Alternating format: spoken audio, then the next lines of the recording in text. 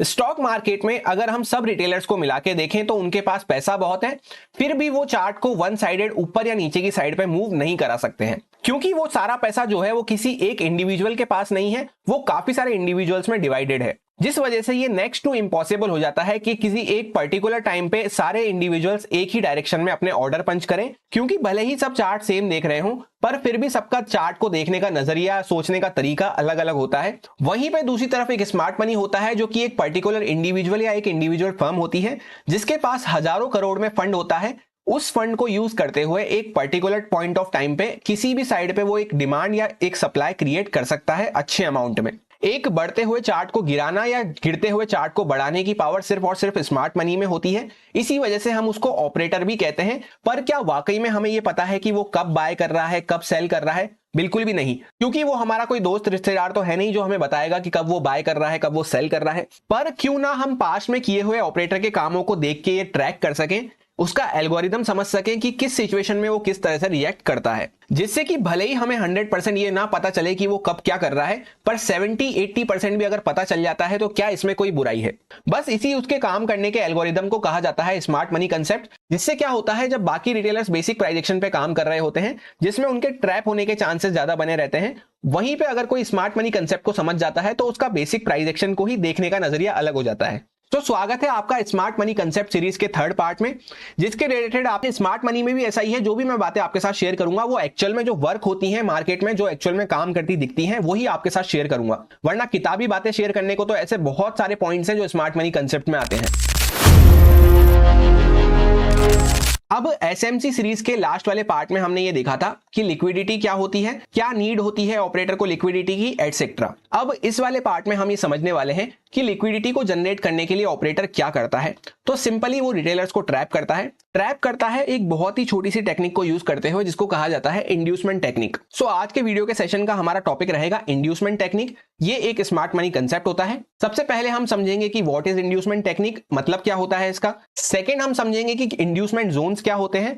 Third and most important हम समझेंगे कि हाउ टू अवॉइड दिस, किस तरह से हम इसको अवॉइड कर सकते हैं। तो सबसे पहले इंड्यूसमेंट टेक्निक में इंड्यूसमेंट वर्ड का जो मतलब होता है वो होता है किसी को प्रेरित करना, प्रलोभन देना, बहलाना, फुसलाना, एटसेट्रा। अब एग्जांपल से आपको समझाऊं कि चार्ट पे अगर आपको कुछ ऐसा दिखाया जाता है कि यहाँ पे बाय साइड का सिग्नल जनरेट हो रहा है, तो सारे जो नॉर्मल प्राइस एक्शन यूज करते हैं, जो नॉर्मल रिटेलर्स होते हैं, जो नॉर्मल माइंडसेट से सोचते हैं, वो जब यहाँ पे बाय करने आ जाते हैं तो उनके अगेंस्ट में चार्ट को घुमा दिया जाता है जिससे कि उनके सबके स्टॉप लॉस मार्केट खा जाए, ऑपरेटर उनके सबके स्टॉप लॉस खा जाए एंड उसको वहां पे लिक्विडिटी मिल सके। ये जो भी इंड्यूसमेंट जोन्स होते हैं ये इस टाइप के जोन्स होते हैं जहां पे बहुत हाई बाइंग सेलिंग इंटरेस्ट रहता है ट्रेडर्स का, स्पेशली रिटेलर्स का, जिस वजह से वहां पे ample amount of liquidity generate होती है। इसी बात का फायदा उठाते हुए वहां से रिवर्सल जनरेट करता है ऑपरेटर, जिससे कि उसको हाई लिक्विडिटी मिल सके एंड पोटेंशियल रिवर्सल फॉर्म हो सके, जिससे कि फास्ट मोमेंटम उसके साइड पे आ सके। अब कुछ प्रैक्टिकल एग्जांपल्स मैं आपके साथ शेयर कर देता हूं, फिर बाद में अगर ये लाइव चार्ट पे भी दिखते हैं तो मैं आपको दिखा दूंगा,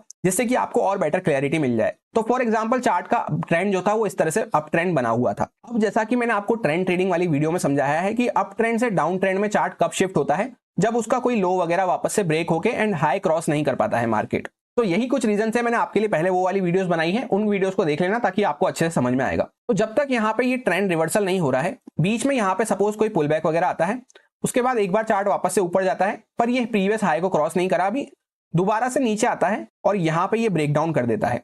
यहाँ पे हर रिटेल ट्रेडर क्या है, सेल करने की कोशिश करेगा, उसको लगेगा यहाँ पे ये ब्रेक डाउन हो गया है। एक्चुअल में ये प्रीवियस जो स्विंग थी ये मेन स्विंग होती है, जो मेन ट्रेंड चलता हुआ आ रहा था उसकी स्विंग जब तक ब्रेक डाउन नहीं हुई है तो ये फॉल्स ब्रेकआउट भी हो सकता है। यहां से जैसे ही वापस से ये ऊपर आएगा तो यहाँ पे बहुत तेजी का मोमेंटम हमें देखने को मिलता है। अदरवाइज होता क्या है, ये इस तरह से ब्रॉड ट्रेंड तो अपसाइड पे चल रहा था, बीच में यहाँ पे कुछ इस टाइप का बनेगा और वापस से चार्ट यहाँ पे ये करके और ऊपर निकल जाएगा।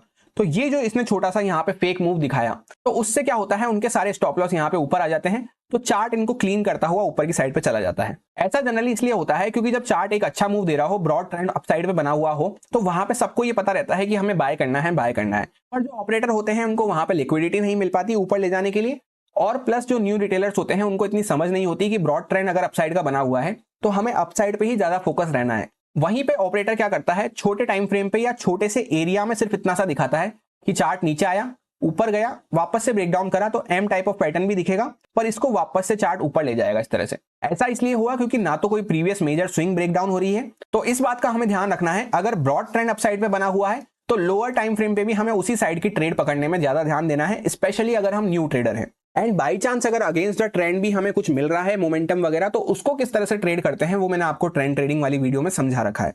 सारी बातों को अगर मैं बार बार हर वीडियो में रिपीट करूंगा तो वो वीडियो काफी लंबी होती जाएंगी, प्लस जिन्होंने वो देख रखी है उनको भी वो बोरिंग लगेगा बार बार सेम बात सुनना, इसलिए आप उस वीडियो को चेकआउट कर लें अगर आपको डिटेल में समझना है। अब सेकंड एग्जांपल है ट्रेंड लाइन का। ट्रेंड लाइन में किस तरह से इंड्यूसमेंट होता है, जब एक ट्रेंड लाइन बार बार सपोर्ट या रेजिस्टेंस प्रोवाइड कर चुकी होती है इस तरह से, तो जब यहाँ पे सबको पता है यहाँ पे आए सेल कर दो, यहाँ पे आए सेल कर दो, यहाँ पे आए सेल कर दो, जब एक एक रिटेल ट्रेडर एक एक बिगिनर ट्रेडर को भी ये पता चल जाता है, तो एक बार क्या होता है इसके ऊपर चार्ट जाता है। अब यहाँ पे जो सेल कर रहे थे वो भी डर जाते हैं, सेल नहीं कर पाते, प्लस यहाँ पे बायर्स आना चालू कर देते हैं, जिनके स्टॉप लॉस कहाँ मिलेंगे, ऑब्वियसली नीचे। तो चार्ट यहाँ से पोटेंशियल रिवर्सल एक दिखाता है। अब ऐसा होने के पीछे यहाँ पे मेन रीजन ये है क्योंकि पहले तो यहाँ पे सबको पता चल गया था कि यार यहाँ पे आए शॉर्ट कर दो, आराम से प्रॉफिट बन जाता है। तो जब हर रिटेलर को ये बात पता चल जाती है तो ऑपरेटर वैसा काम नहीं करता है जो सबको पता हो। दूसरा, अगर चार्ट पे यहाँ पे रीजन समझे तो इसने अभी तक प्रीवियस हाई को क्रॉस नहीं करा है। ट्रेंड लाइन के साथ साथ प्रीवियस हाई भी क्रॉस होना चाहिए। इसकी इंपॉर्टेंस क्या होती है मैंने आपको रिसेंटली ट्रेंड लाइन वाली वीडियो में समझाया था, जो इसी वीकेंड पे आई है। फिलहाल सिर्फ इतना सा समझ सकते हैं आप कि एक अच्छी ट्रेंड लाइन ब्रेकआउट वो होती है जब ट्रेंड लाइन के साथ साथ उसका प्रीवियस स्विंग भी ब्रेकआउट होना चाहिए, तभी उसका कंफर्मेशन माना जाता है एंड तभी उसको डबल स्टॉप लॉसेस मिलते हैं। थर्ड टाइप का इंड्यूसमेंट होता है रेंज वाला इंड्यूसमेंट। जब चार्ट इस तरह से एक रेंज में घूम रहा होता है सेम सपोर्ट एंड रेजिस्टेंस पे, अचानक से वो थोड़ा सा नीचे जाता है फिर वापस से ऊपर आ जाता है। सो इसके पीछे का मेन रीजन ये रहता है कि सबको जब पता चल जाता है कि यहाँ पे आए बाय कर लो, यहाँ पे आए सेल कर दो, यहाँ पे आए फिर से बाय कर लो, यहाँ पे आए सेल कर दो, तो उसको ये चेन को ब्रेक करने के लिए एक साइड पे इस तरह से जाना पड़ता है। जब ये इस तरह से जाता है सबको लगता है ब्रेकआउट हो गया, ब्रेकआउट हो गया। तो अगर ये इस तरह से ब्रेकआउट करके वापस से ऊपर आ रहा है तो भले ही आपने यहाँ पे शॉर्ट साइड की ट्रेड ली हो, आपको तुरंत ट्रेड कट करना बनता है। एंड जब वापस से ऊपर सस्टेन कर जाए तो यहाँ पे हम रिवर्सल के लिए ट्रेड प्लान कर सकते हैं, क्योंकि स्टॉप लॉस हंटिंग के नजरिए से यहाँ पे स्टॉप लॉस आ चुके होते हैं ऊपर।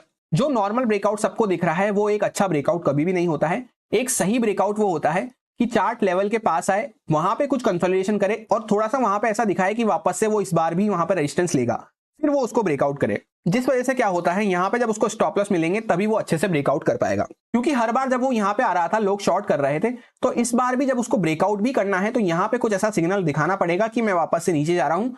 तो उसमें भले ही आप एंटर भी हो गए तो वहां पे तुरंत एंटर की को कट कर दें अगर वापस से चार्ट इसके ऊपर निकलना चालू करता है। एंड वहां पे अगर रिवर्सल वगैरह दिखता है तो वो कंपैरेटिवली फास्ट रिवर्सल हो जाता है। न्यू ट्रेडर्स यहाँ पे गलती यही करते हैं कि जब वो इस तरह का उन्होंने ट्रेड लिया डाउन साइड के लिए एंड ये ऊपर की साइड पे निकलना चालू करता है, वो होप करते हैं कि यार अब तो नीचे आ जाएगा, अब तो नीचे आ जाएगा, और यहाँ से जनरली बहुत तेज मोमेंटम हमें अपसाइड पे देखने को मिल जाता है, जिस वजह से उनका वो मोमेंटम भी हाथ से छूट जाता है। वहीं पे कभी कभी हमें देखने को मिलता है कि छोटी रेंज होती है। फोर्थ पॉइंट में हम देखने वाले हैं छोटी रेंज में क्या होता है। छोटी रेंज में जनरली आपको देखने को मिलेगा एक स्पाइक लगाया चार्ट ने, वापस नीचे आ गया, फिर नीचे की साइड पे एक स्पाइक लगाया, वापस ऊपर आ गया। तो ये इंड्यूसमेंट्स होते हैं, यहाँ पे ये स्टॉप लॉस हिट करवाने के तरीके होते हैं। इससे बचने के लिए सिंपली हमें ये ध्यान में रखना होता है कि जब भी चार्ट एक छोटी सी रेंज में है, वो अगर किसी साइड पे ब्रेकआउट कर रहा है तो वहां पे 1-2 मिनट पहले उसको सस्टेन करने दे निकल के, फिर जब वो वहां से निकलेगा तब ज्यादा अच्छा मोमेंटम वगैरह हमें देखने को मिलेगा। तो हल्का फुल्का अगर निकलता है तो वहां पे और अच्छे लेवल पे सेलर्स वगैरह को वहां पे सेल करने का मौका मिल जाता है। ऑप्शन सेलर्स वगैरह जो होते हैं उनको वैसे भी यहाँ पे डीके होते होते कुछ प्रॉफिट दिखने लग जाता है, तो थोड़ा बहुत दूर निकलता है तो उनसे उनको फर्क नहीं पड़ता है। पर वहां पे कंटिन्यू अगर वो रुकने लग जाएगा थोड़ी देर ऊपर की साइड पे, 1-2 मिनट 3 मिनट रुकने लग जाएगा या थोड़ा दूर निकलने लग जाएगा उस कंसोलिडेशन से, तब वो हमारे लिए कंफर्मेशन होता है कि हाँ वाकई में ब्रेकआउट हो रहा है। नेक्स्ट इंड्यूसमेंट हमारे सामने निकल के आता है news and database inducement. Market में कोई भी न्यूज वगैरह आती है, कोई भी डेटा वगैरह आता है उसके रिलेटेड। फॉर एग्जांपल रिसेंटली जो अभी आईसीआईसीआई बैंक का रिजल्ट आया था, तो उसमें बहुत ही अच्छा रिजल्ट हमें देखने को मिल रहा था, काफी पॉजिटिव रिजल्ट था। उसकी वजह से आईसीआईसीआई बैंक 1% के आसपास गैप अप भी ओपन हुआ था। पर उसी दिन मार्केट ओपन होते ही मॉर्निंग में मैंने आपको ये टेलीग्राम पे अपडेट करके बताया था कि रिजल्ट भले ही पॉजिटिव आया है पर हमें रिजल्ट के हिसाब से काम करना नहीं होता, क्योंकि जनरली क्या होता है न्यू रिटेलर्स वहां पे इस तरह से सोचते हैं कि यार इसका रिजल्ट बहुत अच्छा आया है चलो बाय कर लो। ऐसा इसलिए होता है क्योंकि जो कॉमन न्यूज जो सबको दिख रही है वो उसके अकॉर्डिंग मार्केट में काम नहीं होता है। सिमिलरली ऐसा ही डेटा के अकॉर्डिंग होता है। अगर डेटा कोई बहुत अच्छा आ गया है एकदम से, तो या तो आपके हाथ से वैसे ही प्राइस जा चुका होगा गैप अप वगैरह खुल के, या फिर अगर नहीं गया होगा गैप अप वगैरह खुल के तो वो ऑलरेडी प्राइस्ड इन होगी। वो बात प्राइस्ड इन का मतलब होता है जैसे न्यूज तो फॉर एग्जांपल आज मंडे को आई है, पर हो सकता है चार्ट 2-3 दिन 4 दिन पहले से ही भग रहा हो एंड आपको आज हाथ में आपके न्यूज मिली है तो आपको लगे यार इतनी अच्छी न्यूज आई है चलो बाय कर लेता हूं। पर हो सकता है किसी बड़ी पार्टी वगैरह को वो पहले से पता हो, तो वहां पे वो एक इंड्यूसमेंट क्रिएट होता है जहां पे बाकी लोग बाय करने आते हैं तो वो सेल करने की कोशिश करते हैं। इसका एकदम रिसेंट एग्जांपल मैंने आपसे शेयर कर दिया, आईसीआईसीआई बैंक। जो भी टेलीग्राम फैमिली का पार्ट है उनको याद आ गया होगा। इस टाइप के काफी सारे अपडेट वगैरह मैं वहां पे शेयर करता रहता हूं, तो आप चाहें तो उसका पार्ट बन सकते हैं। उसका लिंक आपको डिस्क्रिप्शन में मिल जाएगा। ये वाला था वो दिन, आप देख सकते हैं किस तरह से ये चार्ट गैप अप ओपन हुआ। तो गैप अप होने की वजह से यहाँ पे पहले ही ऑलरेडी प्राइस दिन हो चुकी है वो बात। तो उसके बाद जब यहाँ पे रिटेलर्स भर भर के एंटर हो गए तो वहां से ऑपरेटर को अच्छी खासी लिक्विडिटी मिल गई एंड यहाँ पे उसके लिए न्यूज इंड्यूसमेंट क्रिएट हुआ, जिस वजह से आप देख सकते हैं ऑपरेटर कितनी तेजी से चार्ट को नीचे लेके आ पाया। सो हमें कभी भी ये गलती नहीं करनी होती है। कोई भी मार्केट में पॉजिटिव या नेगेटिव न्यूज आए, हमें ये देखना है कि मार्केट उस पर किस तरह से रिएक्ट कर रहा है। ये पॉइंट को खास ध्यान रखें। वैसे भी अभी मार्केट में रिजल्ट सीजन चल रहा है, जैसे कोई वॉर वगैरह हो गया, कोई स्कैम वगैरह हो गया, जो अनडिफाइंड इवेंट्स वगैरह रहते हैं, अनडिफाइंड न्यूज वगैरह रहती है, उसमें चार्ट हाथों हाथ भले ही रिएक्ट कर सकता है। एंड जैसा कि मैंने आपको टेलीग्राम पे डिटेल में समझाया भी था कि भले ही आईसीआईसीआई बैंक के रिजल्ट अच्छे आए हैं, पर ये ओवर द क्वार्टर इफेक्ट डालते हैं। जैसे इस क्वार्टर के रिजल्ट हैं तो नेक्स्ट क्वार्टर तक धीरे धीरे इफेक्ट डालते हैं। तो ऑपरेटर इमीडिएटली ना बाय करते हुए कहीं पे भी बीच वगैरह में भी बाय कर सकते हैं। जिनको लॉन्ग टर्म पोजीशंस वगैरह बनानी है वो कहीं पे आगे जाके बाय करते हैं जब बाकी लोगों का वहां से ध्यान हट चुका होता है। अब नेक्स्ट जो इंड्यूसमेंट रहता है वो सबसे इंपॉर्टेंट रहता है एंड सबसे ज्यादा हमें देखने को मिलता है। उसमें हम उसको कह सकते हैं रिट्रेसमेंट टाइप ऑफ इंड्यूसमेंट।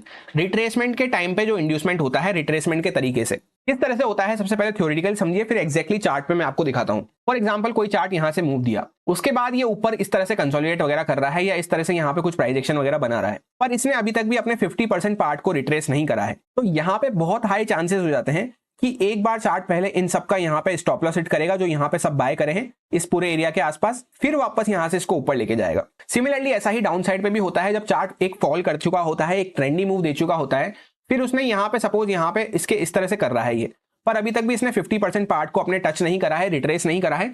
तो यहाँ पे जब ये बार बार लोग सेल करने की कोशिश कर रहे हैं, उनका स्टॉप लॉस क्या होगा, इस एरिया के आसपास, और ये नीचे नहीं जा पा रहा है, तो यहाँ पे हाई चांसेस हो जाते हैं एक बार ये ऊपर आएगा और ये जो यहाँ पे सारे लोग सेल करे हैं, जिनके हाथ से ये अपॉर्चुनिटी छूट चुकी थी, तो एक बार जो पूरे लोग यहाँ पे इस पूरे जोन में सेल करे हैं, उनका सबका स्टॉप लॉस यहाँ पे इस एरिया पे होगा, उनको वो हटाएगा चार्ट, फिर वापस से हो सकता है भले ही नीचे चला जाए। तो ये जो इंड्यूसमेंट हुआ इसको हम कहते हैं रिट्रेसमेंट काइंड ऑफ इंड्यूसमेंट, या Fibonacci retracement kind of inducement भी आप कह सकते हैं। उससे लगा के भी आप पता कर सकते हैं। अगर फिबोनाची रिट्रेसमेंट के ऊपर एंड उसकी कंप्लीट साइकोलॉजी के ऊपर आपको एक वीडियो चाहिए तो कमेंट करके बताना, मैं उस पर एक छोटी सी डेडिकेटेड वीडियो बना दूंगा, अगर सफिशिएंट अमाउंट ऑफ लोगों को ये बातें नहीं पता होगी कि फिबोनाची वगैरह कैसे यूज करते हैं। अब जैसा कि एक प्रैक्टिकल एग्जांपल आपको यहाँ पे शेयर करता हूं, ये जब एक ट्रेंडी मूव हुआ उसके बाद यहाँ पे चार्ट ने 50% के आसपास रिट्रेस किया, तो अच्छे से ये वापस से ब्रेक डाउन कर पाया। उसके बाद दोबारा से ये जो ट्रेंडी मूव रहा यहां से यहां तक, उसका 50% के आसपास तक चार्ट ने रिट्रेस करा, तो ये वापस से नीचे जा पाया। पर अब यहां पे आपको क्या देखने को मिल रहा है, ये जो ट्रेंडी मूव हुआ इसके चार्ट ने 50% को रिट्रेस नहीं करा। तो यहां पे आपको उसका एग्जांपल देखने को मिल जाएगा जो मैं आपसे कह रहा था।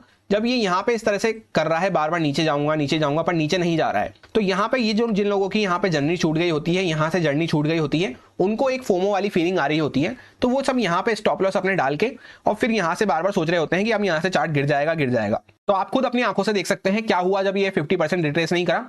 पहले इसने पूरे यहां पे लोगों को हटाया, फिर जब वापस नीचे आना था तो फिर वापस वो नीचे गया। सेम ऐसा ही अपर साइड पे होता है। टाइम फ्रेम भी मैंने चेंज कर दिया, पहले हम 1 मिनट टाइम फ्रेम पे देख रहे थे, अब 5 मिनट पे भी देख लेते हैं और डायरेक्शन अपोजिट साइड का देख लेते हैं। जैसे यहाँ पे एक स्ट्रॉन्ग मूव हुआ तो इसके जब चार्ट ने 50-60% के आसपास रिट्रेस करा, तभी वापस से एक अच्छा मूव मिल पाया। वहीं पे जो लोग यहाँ पे सोच रहे होंगे कि यार इतनी बड़ी कैंडल बन गई, ये रिट्रेस करके जब ये पुल बैक मिलने लगा, तो यहाँ पे जनरली कौन बाय करता है, रिटेलर्स। तो उनके स्टॉप लॉस खा के पहले उनको हटाता है चार्ट, फिर वापस ऊपर जाता है।